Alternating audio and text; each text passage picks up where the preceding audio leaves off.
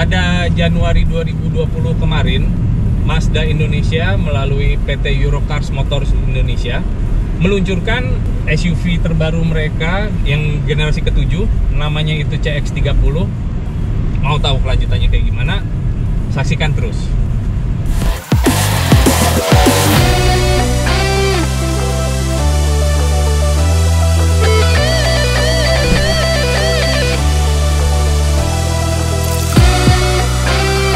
Ya, CX-30 ini berkesan gagah dan keker gitu ya, karena emang konsepnya itu sebenarnya less is more. Jadi minimalis, ada juga bold and sleek, jadi yang emang kelihatan berotot gitu, cuman nggak terlalu banyak aksen. Emang itu di desainnya kayak gitu, emang konsep Mazda dibikinnya emang sebisa mungkin minimalis. Kita coba lanjut yang ke depan dulu ya, kita bahas dari depan. Nah ini yang mungkin sedikit kurang berkesan buat gue karena ini kap mesinnya berat banget, masih full besi dan nggak ada bantuan hidrolik. Ya bukannya gue nggak kuat sih, cuman kenapa nggak hidrolik aja sih sekalian. Mesinnya Skyactiv G 2000 cc 4 silinder inline front wheel drive. Ini udah direct injection juga dengan 155 PS tenaganya dan torsinya 200 Nm. Yang disalurkan melalui tenaganya mesin itu disalurkan melalui gearbox otomatis 6 speed ke kedua roda depannya. Cukup teknologinya sih untuk direct injection udah cukup oke lah ya. Apalagi ini mesin kompresinya tinggi banget, 13:1 gitu. Kalau untuk mesin yang belum direct kayaknya bakalan bermasalah sih dengan kompresi setinggi itu. Paling nggak bensinnya, kompensasinya bensinnya mesti oktan yang tinggi. Cuman ini bisa pakai oktan rating antara 90 sampai 94 dengan kompresi segitu. Asik ya. Oke, kita lihat bagian depan dulu ya. Mulai dari lampu, bumper, grill yang gede banget ini gue rasa cocok banget buat di daerah-daerah tropis karena pasokan udaranya buat ngedinginin mesin itu jadi lebih banyak ya. Dan emblem Mazda ini nggak cuma sekedar emblem, ini tuh ada namanya Mazda Radar, dia untuk cruise control. Jadi emang ini cruise controlnya udah adaptif, jadi bisa ngukur jarak sendiri, mempertahankan kecepatan sama mobil depan. Udah canggih banget sih ini. Lampu depan udah HID, ini juga udah simple banget. Padahal semua di dalamnya itu ada day running light, ada di sini juga lampu. Terusnya lampunya juga udah adaptif. Kalau kita belokin setir, dia udah bisa ngikutin arah setirnya kemana. Tapi lampu senya yang dipisah. Nah, lampu senya di bawah sini. Kecil, garis, LED juga. Yang menarik, kalau gue suka lampu senya itu pas nyala, nggak langsung mati. Jadi ngeredup dulu, nyala lagi, ngeredup dulu, nyala lagi. Jadi kayak apa ya, kayak detak jantung gitu loh, kayak berasa hidup gitu ya, si lampu senya. Nggak ngebosenin. Dari dalam pun ya kayak gitu juga di instrumen cluster. Lanjut lagi ke bumper depan, chrome-nya gede banget, berasa mewah banget ya karena lumayan gede chrome-nya dan ini juga sebenarnya lebih maju daripada kalau dari samping tuh kayak lebih maju chrome-nya gitu daripada si bonnet, kap mesin. Bumper di bawah memang ya tipikal SUV. Dibikin hitam, over fendernya juga dibikin hitam. Gua suka ya juga untuk lampu depan. Dia ini rada celong, ada space segini gitu, lumayan jauh, mungkin 10 sentian atau lebih. Yang ngebikin seolah-olah kayak mata lagi marah gitu, sangar banget kayak burung elang kalau gue bilang sih. Jadi kalau dari samping lebih keren lagi memang kelihatannya. Coba pindah ke kap mesin, bonnet berasa banget kokohnya. Ini juga kelihatan sleek karena nggak kelihatan sama sekali. Wipernya diumpetin emang di balik kap mesin sini. Terus ini tadi ada radar, di sini ada sensor-sensor lagi untuk marka jalan, ada rain sensor juga buat hujan. Untuk safety ini udah canggih banget. Coba ke atasnya lagi.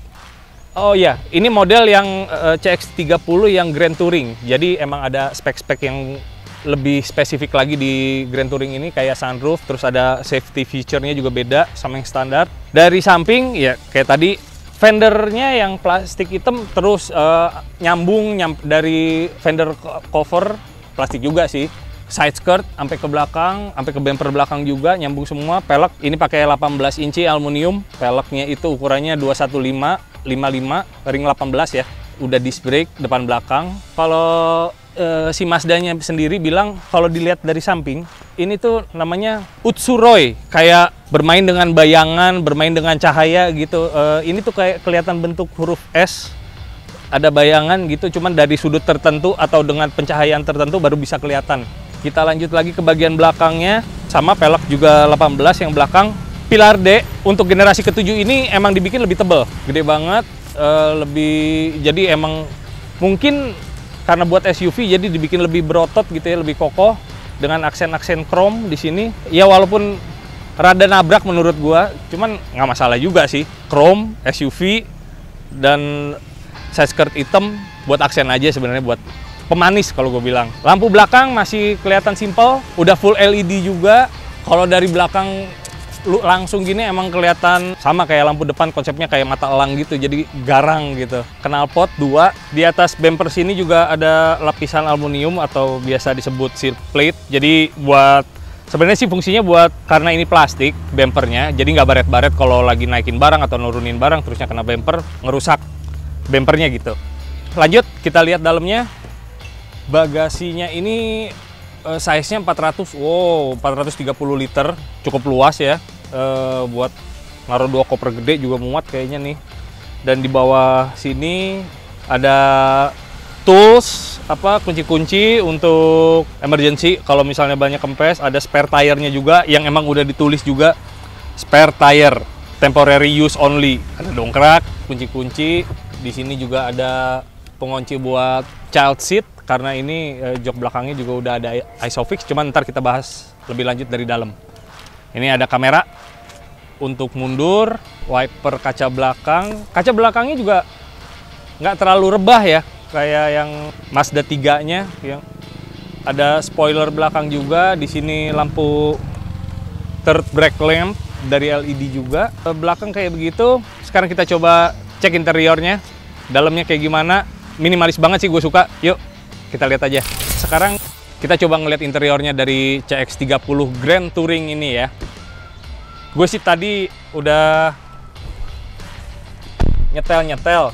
Coba gue hidupin ya. Panas banget soalnya, gerah banget.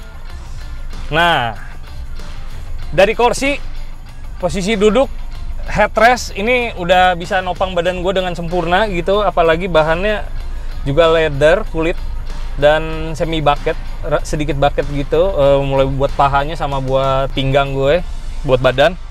Setir juga udah kulit, udah dilapis kulit, gripnya enak, nggak terlalu besar, nggak terlalu kecil. Full control dari setir ada, mau dari sini juga ada. Ini bisa buat audio, bisa buat cruise controlnya yang ada adaptive cruise control tadi. Yang menarik ini nih, kalau gue bilang door trim tuh rada nyeleneh sih. Jadi ini dibikin kayak asimetris gini supaya pas ditutup pintunya, nah ketemu sama dashboardnya udah soft touch juga semua, enak, empuk dipegang-pegangnya. Ada aksen jahitan-jahitan juga sini, airbag. Ini ada layar TFT. Sebenarnya ya nggak bisa nonton sih, nggak bisa buat nonton, tapi dia cuma buat lebih ke informasi ya, informasi setup, terusnya buat entertainment juga bisa di sini. Kontrolnya ntar bisa dilihat secara detail. Dashboard jelas banget dengan posisi duduk gua gitu. Tilt steering, naik turun, keluar masuk. Terus, nah ini untuk speedometer tengah ini sebenarnya dia layar TFT juga, color. Cuman dibikin bentuknya itu, looks-nya itu kayak analog, masih pakai jarum gitu. Kalau yang untuk RPM sama temperatur gauge dan fuel gauge memang masih beneran analog. Cuman untuk yang tengahnya dia sebenarnya layar aja gitu. Armrest juga udah dilapis dengan kulit, soft touch semua, konsol tengahnya, transmisi 6 speed. Smooth banget masuknya, walaupun masih konvensional ya, masih pakai transmisi biasa yang masih pakai torque converter gitu. Ini buat kontrol-kontrol, buat informasi, ada entertainment, communication, navigation. Sebenarnya bisa ini buat navigasi juga, atau kalau emang mau cuman mesti pakai kartu tambahan lagi. Cuman kalau misalnya mau lebih simple, nah di dalam sini dia ada USB port sama power outlet. Nah, USB portnya ini udah bisa mirroring langsung ke sistem audionya, sistem entertainmentnya gini. Berguna banget sih sebenarnya buat gue gitu, apalagi buat ngarahin jalan, enak banget. Lihat deh, dalamnya bener-bener minimalis banget, simple banget. Di sini cuman ada kontrol AC, ada kontrol buat lampu hazard sama defrost, pemanas kaca depan belakang. Untuk audio bisa dikontrol dari sini atau dari setir. Ini mungkin buat passenger, buat penumpang yang sebelah kiri. Udah electric seat, tadi yang lupa gue mention joknya. Yang sebelah kanan udah electric seat, 10-way adjustable. Terusnya ada memorinya, ada 2, tapi memorinya nggak di kursi, memorinya di bawah sini.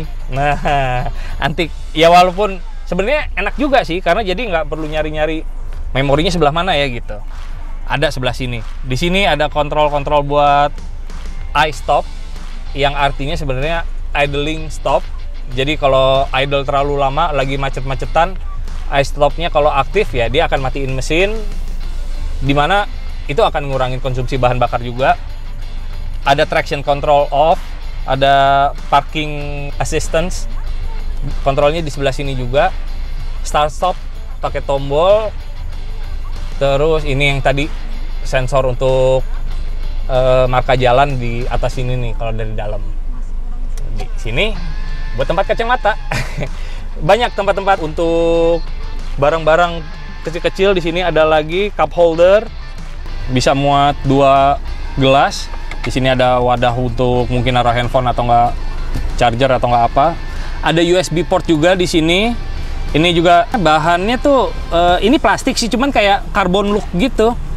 Jadi kelihatan lebih sporty gitu ya, dan aksen-aksen chrome-nya tuh nggak ketinggalan, banyak banget di list-list konsol tengah sini, list-list AC dikasih chrome sampai ke setir, sampai ke handle pintu sini, which is yang lumayan niat karena nggak cuman buat handle-nya aja tapi diterusin gitu segini, jadi lebih manis gitu ya.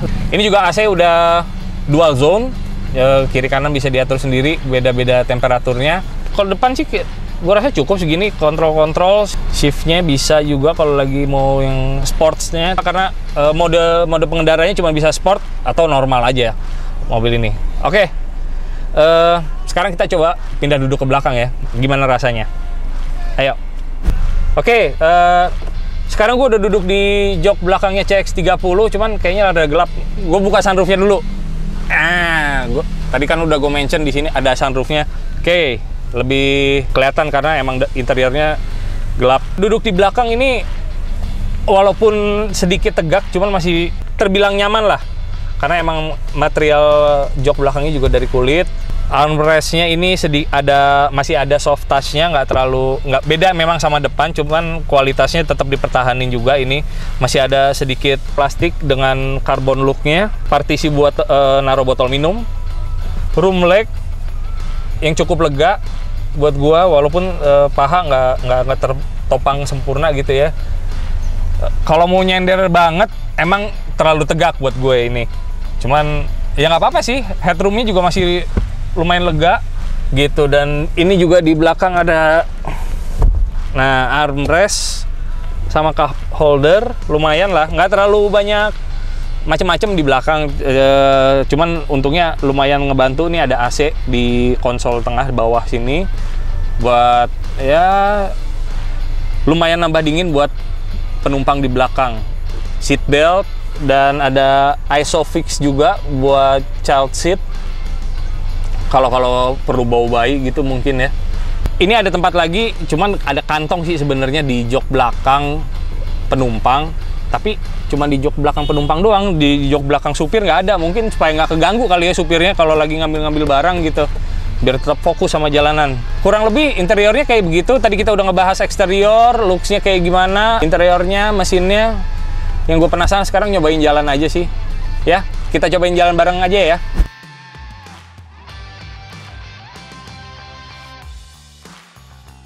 Black Pals ini di dalam tol sekarang, naik CX-30 masih. Ini gue lagi ngetes adaptive cruise controlnya yang berguna banget. Ini jalan tolnya lumayan padat. Head up display ada dikasih tahu gue mau speednya berapa cepat gitu. Gue tadi ada beberapa mobil yang motong di depan gue dan ngebrake sendiri, dia ngebrake sendiri, ya ngegas lagi sendiri. Jadi bener-bener gue tinggal fokus ke setir aja ya, main setir arahnya kemana.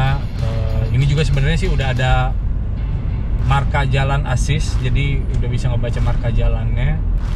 Cuman ya siap-siap aja kaki direm kan, takut ada yang motong jalan terus tiba-tiba berhenti. Nah, lumayan. Tapi ya walaupun ini sebenarnya sih udah dilengkapi juga dengan smart city brake gitu. Dia jadi bisa, walaupun ada yang motong jalan dan tiba-tiba gitu, dia akan, tadi gue udah cobain juga, sempet respon remnya tuh bener-bener langsung set, instan, nggak pakai mikir-mikir gitu. Berguna banget buat kayak gini. Ini dalam tol, nah itu ngegas sendiri, rem sendiri. Enak banget ya, nyaman.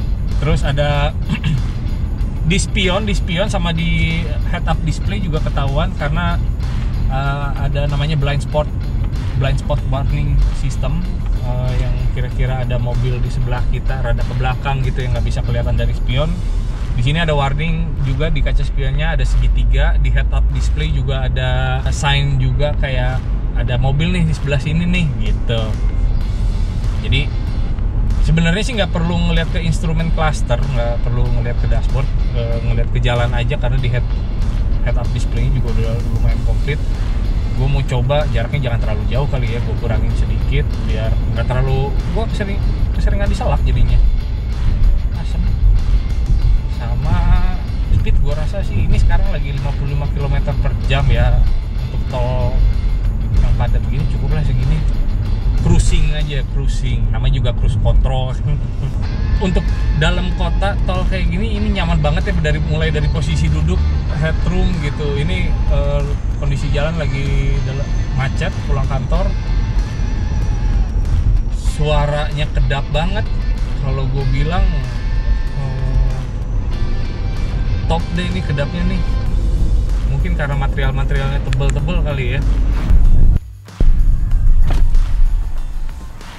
Oke guys, gue tadi baru nyobain Mazda CX-30 ini. Jadi kalau menurut gue untuk dalam kota daily use ini mobil enak banget, mumpuni banget, apalagi dengan konsumsi bahan bakar yang relatif irit lah.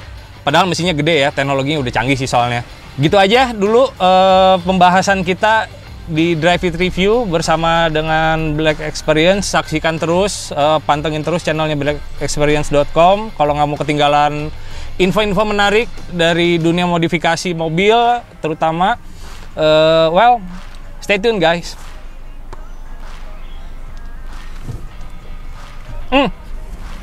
Jangan lupa subscribe dong, gratis kok subscribe ya. Bye.